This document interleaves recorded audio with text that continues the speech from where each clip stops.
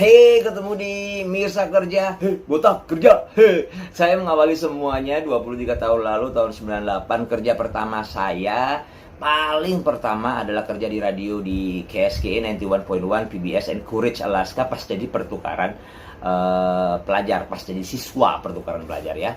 Dan nggak gampang untuk masuk ke situ. Untuk lolos tesnya pertukaran pelajar aja harus 3 kali tes gitu ya, tes tulis, kemudian ada FGD test, forum group discussion test, kemudian ada tes kesenian. Saya belajar ngeremo, lu swear. Saya dulu bisa tari ngeremo, sekarang kan nggak bisa terlalu digunakan, paling cuma gimana? Tapi saya ada showcase ngeremo di sana. Nah dari situlah ketika tahun kedua, semester kedua gitu ya, karena udah kelas 3 kan, semua kredit pelajaran sudah diselesaikan di Indonesia, di sana tinggal belajar governmentnya Amerika, kemudian pokoknya hal-hal dasar yang berhubungan dengan negaraannya Amerika. Semester kedua ambil vocational. Nah vocational ketika dapat A semua ya, boleh untuk melamar kerja ke radio. Nah disitulah kerja pertamanya di sana gitu kan, dan itu yang mengawali semuanya, mengawali karir jadi penyiar, penyiar radio, reporter, jadi manajemennya di radio, kemudian di TV macam-macam acaranya, sampai terakhir news anchor. Sekarang ada beberapa usaha, ada radio digital, Why There's People gitu ya, bisa di download. Tapi awalnya adalah itu gitu, dan semoga pengalaman yang baru dari tahun 98 itu bisa ini ya, jadi bahan cerita, bahan sharing yang oke di dunia kerja. Kita mulai. Hei botak kerja. Hei botak kerja, Mirsa Kerja balik lagi, dan sekarang kita ngebahas tentang nepotisme. Jangan jauh-jauh dulu, kita perlu paham dulu ya, penting untuk semuanya paham kalau kita semua kalau kerja untuk orang itu adalah di kenyataannya kemungkinan besar akan berhadapan dengan isu nepotisme. Sebuah perusahaan itu dibentuk ya oleh seseorang dengan tujuan pertama kesejahteraan orang-orang yang dia cintai. Family comes first. Baru kemudian adalah untuk tujuan-tujuan sosial, misalnya ya bantu orang, buka lapangan pekerjaan baru, atau mungkin charity dan sebagainya. Jadi kita nggak bisa komplain kalau ketemu dengan isu-isu nepotisme begitu ya, kecuali ya kita mau bikin usaha sendiri. Tinggal yang anak, kerabat atau saudara yang dapat jabatan karena nepotisme itu, di lingkar nepotisme itu, bisa nunjukin nggak kalau dia memang oke. Dampak nepotisme dengan kompetensi dan kinerja yang gak bagus emang most likely berujung dengan perusahaan yang akan merugi begitu ya. Tapi selama mereka gak nyenggol kita aja, pasti ya kita bisa kayak bodo amat begitu. Ingat, cari kerja zaman sekarang itu susah.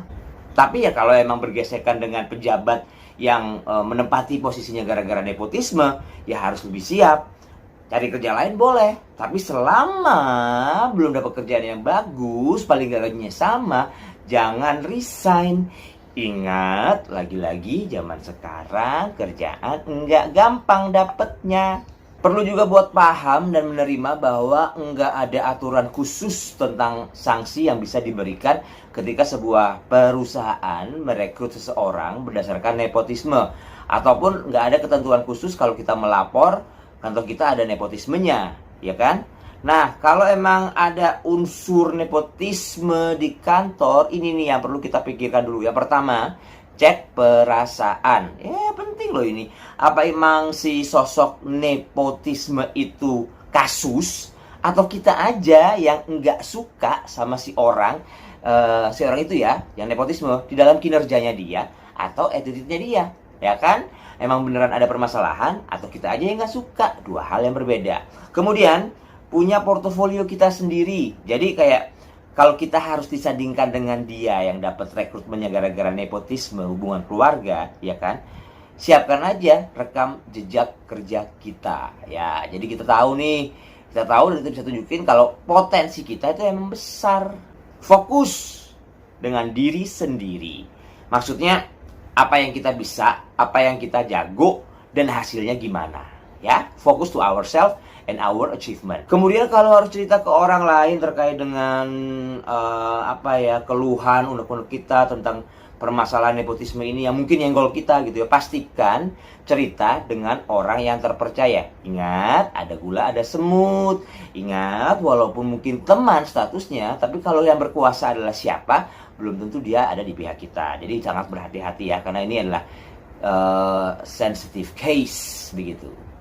Yang terakhir, tetap profesional aja ya. Jadi apapun yang kita lakukan ada dasarnya. Dasarnya adalah job deskripsi yang kita harusnya lakukan, begitu kan? Ketika ada job deskripsi berarti ada target. Ketika di awal kita diberikan target berarti ada kalau sampai ke target itu apa yang kita akan dapat, lanjutannya kemana dan sebagainya, ya kan? Ada suatu permasalahan, suatu kasus di mana saya dulu ya mau resign dari sebuah kantor saya yang terlama ngantornya.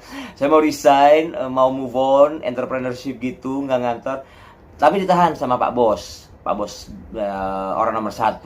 Saya kayak nggak ngerti ya, orang nomor 2 atau gimana, nggak ngerti, atau 2A, 2B, 2C, nggak ngerti gimana. Ditahan, ntar saya juga mau resign dan posisi saya kamu yang tempatin. Saya tunggu, benar-benar saya tunggu karena diminta menunggu. Ketika Pak Bosnya resign beneran, ternyata orang pusat kasih orang lain. Saya nggak bilang apakah itu nepotisme atau enggak, tapi kalau gitu kasusnya ya kita nggak bisa komplain. Remember, ketika kita adalah karyawan ya ada hal-hal yang seperti ini akan terjadi. Jadi akhirnya ya ketika ada orang baru yang menggantikan posisi nomor 1 itu, saya mau jadi nomor 2 berapa tahun lagi, saya cabut lah. dengan cantik ya, maksudnya kalau belum dapat pos baru atau penghasilan kita belum seperti apa yang kita dapatkan, karena kehidupan udah pos-posnya ya jangan dulu, sabar-sabar, tetap profesional tapi kerjakan tugas sesuai dengan job deskripsinya. Nah, job description si botak nih siaran di sini. Mirza kerja. See you soon, see you later.